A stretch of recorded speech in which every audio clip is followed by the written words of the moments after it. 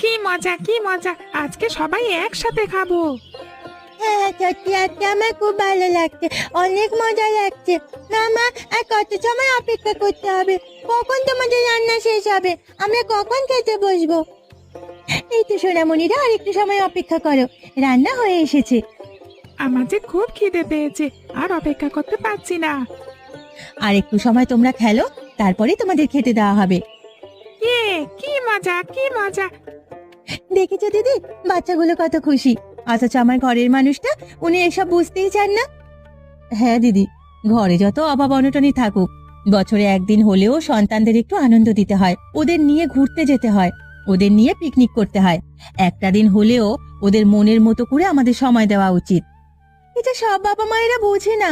টাকার হিসেব, সময়ের অভাব, বিভিন্ন কথা বলে বাচ্চাদের আনন্দ দিতেই আমরা ভুলে যাই। মাঝে মধ্যে সন্তানদের কথা শুনতে হয়, ওদের ছোট ছোট আবদার পূরণ করতে হয়, তবেই না ওরা হাসি খুশি থাকবে।